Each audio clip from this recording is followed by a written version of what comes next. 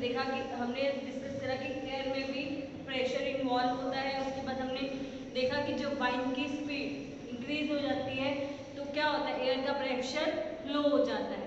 जब वाइन की speed increase होगी एयर का प्रेशर लो हो जाता है। इसको मैं फिर से आपको बता रही हूँ, जब मेरी वाइन की स्पीड इंक्रीज है तो प्रेशर लो है, वाइन की स्पीड लो है तो प्रेशर एयर का प्रेशर इंक्रीज होता है। आपको पता है जो मेरी एयर इससे बनती है, गैसेस से बनती है, ठीक है, उसमें क्या होते हैं, छोटे छोटे मॉलिक्यूल्स होते हैं, मॉलिक्यूल्स होते हैं जिसमें छोटे छोटे, तो वो क्या करते हैं, जैसे ये एयर चल रही है, इसमें छोटे छोटे मॉलिक्यूल्स है, मतलब छोटे छोटे पार्टिकल्स हैं, ठीक है, ये एयर के छोटे छोटे पार्टिकल्स हैं। जब वाइन की स्पीड नॉर्मल होगी तो ये छोटे छोटे पार्टिकल क्या होंगे, सब थिंग्स पर प्रेशर करेंगे। जैसे वाइन की स्पीड नॉर्मल है तो पार्टिकल्स जो हमने फ्लैग लगाया हुआ है उसको भी प्रेशर करेंगे। ये मेरे पास पेपर्स हैं, पेपर्स पड़े हैं तो उस पर भी प्रेशर करेंगे, पेपर हिलेंगे। जब वाइन की स्पीड कम है तो ये पार्टिकल्स है सब थिंग्स पर प्रेशर करेंगे, ठीक है, क्योंकि एयर का प्रेशर तब हाई है। जब वाइन की स्पीड कम है एयर का प्रेशर हाई होता है, क्योंकि एयर के जो पार्टिकल्स हैं सब थिंग को प्रेशर करते हैं। पर जब वाइन की स्पीड कम हो जाती है, इंक्रीज हो जाती है, वाइन की स्पीड जब इंक्रीज होगी तो यही छोटे छोटे पार्टिकल्स बहुत फास्टली चलने शुरू हो जाते हैं। देखो कि एयर किससे बनती है, छोटे छोटे पार्टिकल्स से, मॉलिक्यूल्स से बनती है, ठीक है। पर जब वाइन की स्पीड इंक्रीज होती है, वाइन की स्पीड इंक्रीज है तो जो पार्टिकल्स हैं वो सब पे प्रेशर इन्वॉल्व नहीं कर सकते हैं। जो एयर का प्रेशर वो सब पे वो इन्वॉल्व नहीं कर सकते, वो फटाफट जो उसके पार्टिकल्स हैं आगे बढ़ेंगे, क्योंकि वाइन की स्पीड बहुत ज़्यादा है, वो सब पे प्रेशर नहीं करेंगे। पर जब वाइन की स्पीड एक नॉर्मल है तो उसके जो एयर के सब पार्टिकल्स हैं वो सब थिंग पे क्या करेंगे, प्रेशर करेंगे, ठीक है।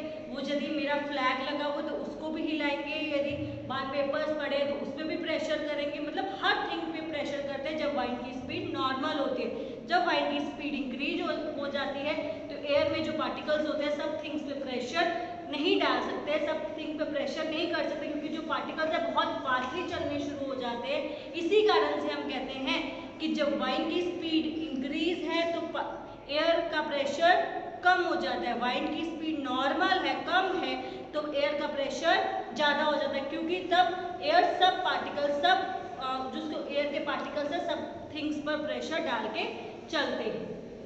क्लियर? आई होप अब मेरे को लगता है कि अब कोई कंफ्यूजन नहीं होगी, क्योंकि मैंने पहले एग्जाम्पल भी दी हैं, दोबारा से मैंने रिपीट कर दिया है क्योंकि मेरे को लगा कि शायद आपको कंफ्यूज ना हो जाओ, तो इसलिए मैंने ये टॉपिक फिर से रिपीट करा है, ठीक है। अब मेरा जो नेक्स्ट टॉपिक है एयर एक्सपैंड ऑन हीटिंग। जब भी हम एयर को हीट करते हैं तब वो क्या हो जाती है, एक्सपैंड हो जाती है, बढ़ जाती है, वो ज़्यादा स्पेस ऑक्यूपाई कर लेती है, ठीक है। हर आपको पता है हर थिंग में एयर अवेलेबल हो, तो मेरे पास बॉटल है, मेरे पास बैलून है, उसमें हर थिंग में क्या है, एयर इन्वॉल्व है, क्लियर। अब वो कह रहे हैं कि जब उसको हम हीट करते हैं ना तो वो क्या हो जाती है, एक्सपैंड हो जाती है, ठीक है, वो स्पेस ज़्यादा ऑक्यूपाई कर लेती है, ठीक है। फिर और क्या करती है, वो क्या हो जाती है, लाइट हो जाती है। जब कोई एयर को गर्म कर देते हैं तब वो लाइट हो जाती है, इसी के कारण फिर वो क्या है, कुछ थिंगे हवा में उड़ने लग जाती हैं। उसके एग्जाम्पल से आपको ज़्यादा क्लियर होगा, मैं आपको एग्जाम्पल देती हूँ। पहले एक बैलून, 3 बैलून्स लेने हैं, 3 टेस्ट ट्यूब लेनी है। देखो 3 गैसेस लिए, 3 बैलून्स लिए, ये बैलून्स लिए मैंने, 3 टेस्ट ट्यूब लिए। जब मैंने टेस्ट ट्यूब के ऊपर मैंने बैलून को अच्छे से फिट कर देना है, टेस्ट ट्यूब के ऊपर बैलून को अच्छे से फिट कर देना है। जब बैलून मैंने नॉर्मल वाटर में डाला तो उसको कोई इफेक्ट नहीं पड़ता, ठीक है। पर जब मैंने वो टेस्ट ट्यूब को हॉट वाटर में डाला, क्योंकि उसके ऊपर बैलून इंक्लूड है, जब मैंने इसको हॉट वाटर में टेस्ट ट्यूब डाला तो वो गर्म हुआ, ठीक है, जिसके कारण जो बैलून है वो क्या हो गया, ऊपर को उठने शुरू हो गया। वो बैलून एकदम से फूल गया, क्योंकि उसमें क्या हो गया, एयर क्या होगी, एयर से वो हीट, जो एयर है मेरी हीट हो गई, हीट होने की वजह से वो क्या होगी, वो लाइट हो जाती है, ठीक है। लाइट होने से अपने उसने स्पेस क्या ज़्यादा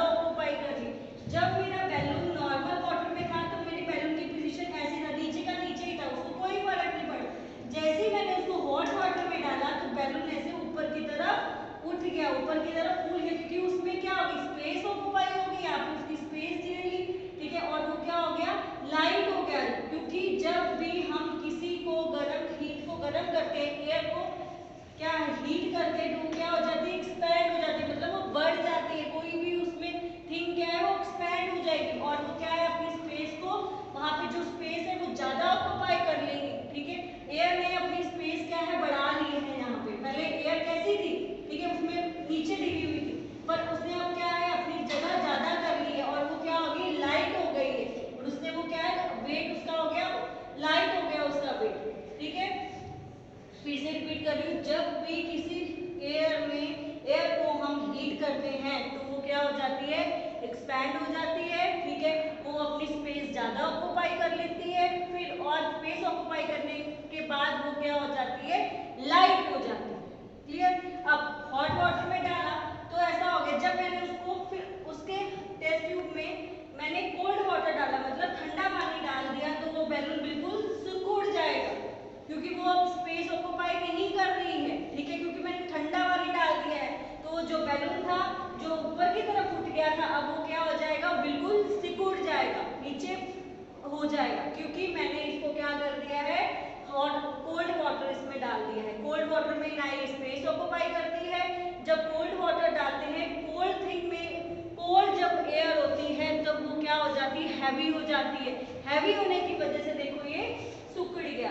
जब भी कोई एयर गर्म होगी, वार्म होगी, तब वो क्या हो जाती है, लाइट होती है। जब एयर वार्म होती है, गर्म होती है, तब वो लाइट हो जाती है। जब एयर ठंडी होती है तब वो क्या हो जाती है, वो वार्म नहीं होती है, तो वो लाइट नहीं होगी, वो क्या हो जाएगी, हैवी हो जाती है। जब एयर कोल्ड होगी तो वो हैवी होगी, जब एयर गर्म हॉट होगी तो वो क्या होगी, लाइट होगी। क्लियर। देखो इसमें मैंने आपको इसमें क्लियर कर दिया। उसके बाद एक और एग्जांपल देती हूँ। एक स्ट्रिंग लेनी है, एक रस्सी लेनी है, उसमें मैंने पॉलिथीन को बांधना है, कोई भी पैकेट्स को बांध देना है। ठीक है, एक पैकेट के नीचे आपको कैंडल बर्न करनी है और दूसरे पे कुछ बर्न नहीं करना। तो आप देखोगे थोड़ी देर बाद जब उसको हीट मिलेगी, उस पैकेट को हीट मिलेगी, तो वो क्या होगा, वो लाइट हो जाएगा। ठीक है, वो पैकेट थोड़ा फूल जाएगा, वो क्योंकि एयर ने उसको जगह एक्सपैंड हो गया, वो उस पैकेट क्या एक्सपैंड हो जाएगा, क्योंकि एयर क्या एक्सपैंड कर रही है उसको, और वो क्या हो जाएगा, वो जो पैकेट है उसमें एयर की वजह से वो एक्सपैंड हुआ। ओके, एक्सपैंड होने की वजह से उसमें क्या हो गया, वो एयर क्या हीट होने की वजह से वो लाइट हो जाता है। वो लाइट हो गया तो वो क्या है, ऊपर की तरफ वो पैकेट उड़ने लग जाएगा, पर जो दूसरा पैकेट है कि वैसा का वैसे ही रह जाएगा। देखो इसका एग्जाम्पल समझा रही हूँ यहाँ पे। ये मैंने पैकेट्स लिए, ठीक है, इसके नीचे मैंने कैंडल बर्न कर दी, ठीक है, और दूसरे पैकेट जो मैंने पैकेट लिया है उसके नीचे कुछ नहीं बर्न करना, वो ऐसे है। जब मैंने इस कैंडल बर्न करी तो ये पैकेट कैसा हो जाएगा, इस पैकेट में जो स्पेस है वो पैकेट एक्सपैंड हो जाएगा, थोड़ा बड़ा हो जाएगा। ठीक है, उसके बाद एक्सपैंड होने की वजह से फिर वो पैकेट में क्या हो जाएगा, एयर ने अपनी स्पेस ज्यादा ले ली है, और स्पेस क्या है, ज्यादा ले ली, एयर स्पेस ऑक्यूपाई ज्यादा कर जाएगी। फिर वो पैकेट क्या हो जाता है, जब हीट पड़ती है तो वो पैकेट एयर कैसे हो जाती है, लाइट हो जाती है। लाइट होने की वजह से ये पैकेट ऊपर की तरफ उड़ने लग जाएगा और दूसरा पैकेट वैसे का वैसे ही रह जाएगा। इसीलिए हम कहते हैं कि जब एयर क्या हो जाती है, हीट करते हैं, तब हम क्या फर्क पड़ता है, क्योंकि वो स्पेस ऑक्यूपाई ज्यादा करती है। ठीक है, हीट होने की वजह से स्पेस ऑक्यूपाई ज्यादा करती है, फिर लाइट हो जाती है, लाइट होने की वजह से वो थिंग्स ऊपर की तरफ उड़ने लग जाती है, क्योंकि उसने स्पेस ऑक्यूपाई कर ली और वो लाइट हो गई, इसकी वजह से थिंग्स क्या ऊपर की तरफ उड़ने लग जाती है। क्लियर। अब आपको मे भी अच्छे से समझ आ गया होगा कि जब हमने एयर को हीट करना है वो एक्सपैंड होती है, फिर ऑक्यूपाई स्पेस ज्यादा करती है, मोर स्पेस ऑक्यूपाई करती है और बिकम लाइट इन वेट, और वो क्या हो जाती है, लाइट इन वेट हो जाती है। और कोल्ड जो एयर होती है वो क्या होती है, हैवी इन वेट होती है। क्लियर। उसके बाद अब मेरा जो नेक्स्ट है, अब वो कह रहे हैं कि wind currents are generated due to uneven heating on the earth. जब अर्थ पर अनइवन हीटिंग होती है तब वाइंस का करंट क्या है, जनरेट होता है। जब अर्थ पर अनइवन हीटिंग होती है, जब हमारी अर्थ है उस पे अनइवन हीटिंग है ना, कई जगह पे ज्यादा हीट होती है, कई जगह पे कम हीट होती है। ठीक है, अनइवन हीटिंग के कारण वाइंस में जो करंट है जनरेट होता है, ये उसने अब हमें इसमें डिस्कस करना है। उसके हम दो रीजन है। फर्स्ट रीजन को हम अभी डिस्कस करेंगे कि क्या अनइवन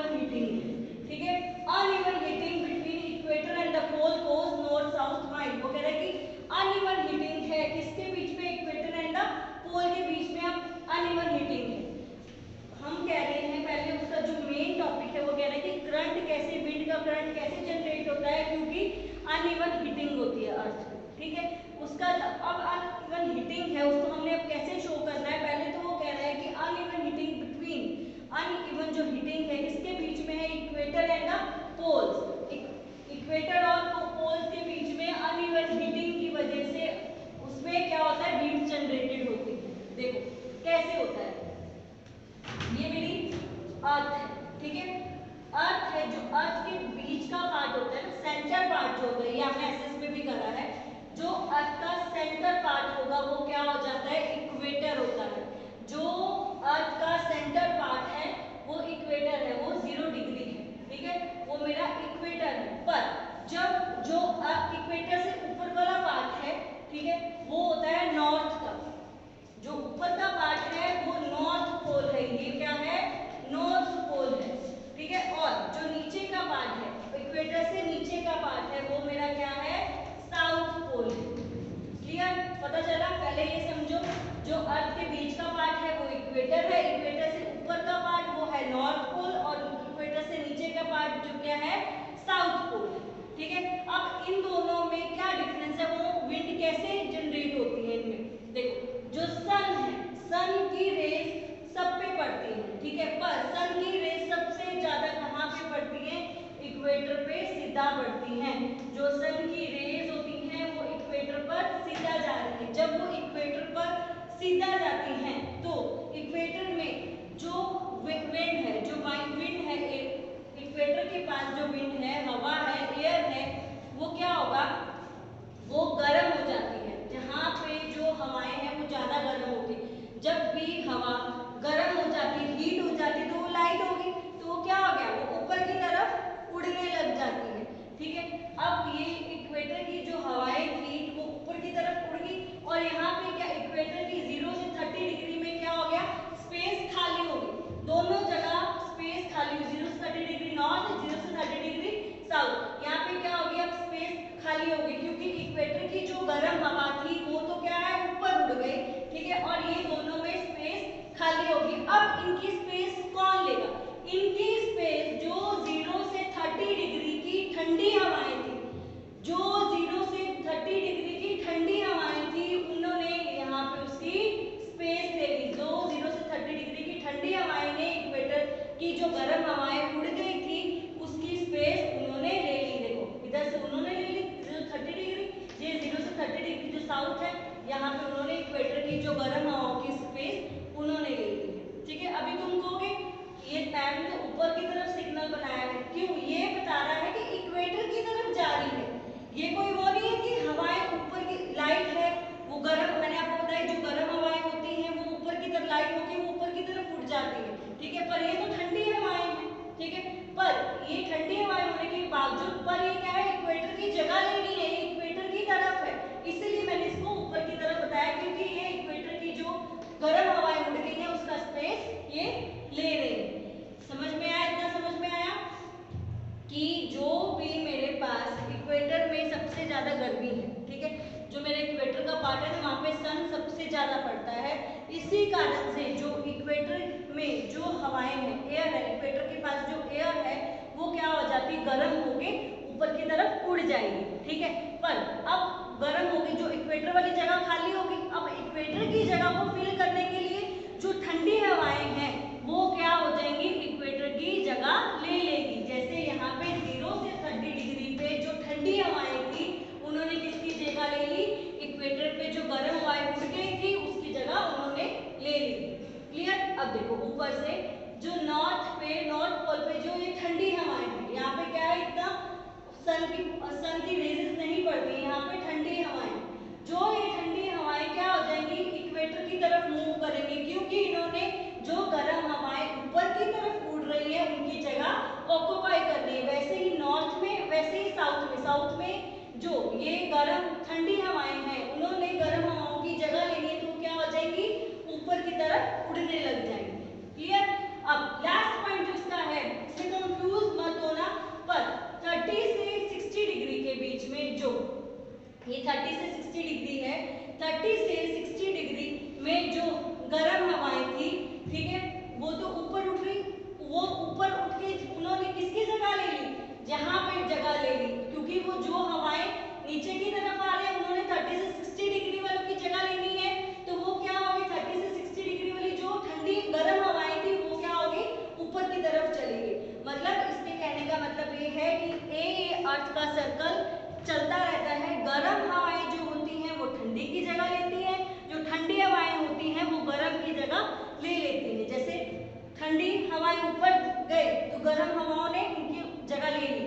जो गर्म हवाएं ऊपर जा रही हैं, ठीक है, जो ठंडी हवाओं की स्पेस खाली होगी तो वहां पे वो अपनी जगह ले लेंगी ना। क्लियर? ये क्या है, अर्थ का सर्कल है, वो चलता ही रहेगा। जो कोल्ड एयर है, ठीक है, वो ऊपर उठेंगी तो हॉट एयर की जगह ले लेंगी। कोल्ड एयर उठी ऊपर तो वो क्या होगा, उन्होंने जहाँ पे हॉट एयर थी उनकी जगह ले ली, क्योंकि हॉट एयर तो ऊपर जा चुकी है, ठीक है। फिर उसके बाद जो हॉट एयर है जो ऊपर जा रही है और कोल्ड एयर जो नीचे की तरफ आ रही है, उन्होंने हॉट एयर की जगह लेनी है, तो उनकी जगह कौन ले लेगा, कोल्ड एयर ले लेगा। समझ में आया? फिर से रिपीट करती हूँ, ये मेरे पास ठंडी जो हवाएं हैं, कोल्ड एयर, पहले मेरे पास हॉट एयर है, हॉट एयर ऊपर की तरफ जा रही है, ठीक है। अब ऊपर की तरफ जा रही है, जो मेरे पास कोल्ड एयर है वो क्या होगी, वो हॉट एयर की जगह ले ली है। जो मेरे पास कोल्ड एयर होगी वो किसकी जगह ले लेगा, हॉट एयर की जगह ले लेगा। और जो हॉट एयर है ऊपर जाके किसकी जगह ले लेगा, कोल्ड एयर की जगह ले लेगा। क्लियर? हॉट एयर किसकी स्पेस, किसकी जगह ले रहे हैं, कोल्ड एयर की जगह ले रही है। हॉट एयर आके कोल्ड एयर में कन्वर्ट हो गई है, हॉट एयर कोल्ड एयर में चली गई है। पर जो कोल्ड है, जो ठंडी हवाएं हैं ऊपर उठ रही हैं, ठीक है, तो वो किसकी जगह ले लेंगी, हॉट की ले लेंगी। क्लियर हुआ? जो गर्म हवाएं वो ऊपर उठ रही हैं वो कोल्ड की जगह ले लेती हैं, क्योंकि कोल्ड हवाएं अपने स्पेस खाली कर रही है, वो नीचे की तरफ आ रही है। और कोल्ड एयर जो होती है वो किसकी जगह ले रही है, वो हॉट एयर की जगह ले रही है, क्योंकि हॉट एयर क्या है, उड़ गई है। ये आपको टॉपिक ये अच्छे से समझने वाला टॉपिक है, इसलिए मैं इसको बार बार रिपीट कर रही हूँ, ठीक है। मे भी अब आपको अच्छे से समझ आ गया होगा ये टॉपिक कि अनइवन हीटिंग कैसी होती है इक्वेटर और पोल्स के बीच में। इक्वेटर में सूर्य सन की डायरेक्शन सीधी पड़ती है, इसके कारण वहाँ पे ज्यादा हीटिंग होती है। और नॉर्थ और साउथ की जो विंड्स चलती हैं, ठीक है, नॉर्थ ये साउथ, नॉर्थ है ये साउथ है, जो इनकी विंड्स की डायरेक्शन है वो अलग अलग होती है, ठीक है। इसके कारण इनके कारण जो उनकी एयर्स अलग अलग तरह से जाती है, इसके कारण उनके में हमारी जो इवन अनइवन हीटिंग हमारे अर्थ पे इन्वॉल्व होती है। क्लियर?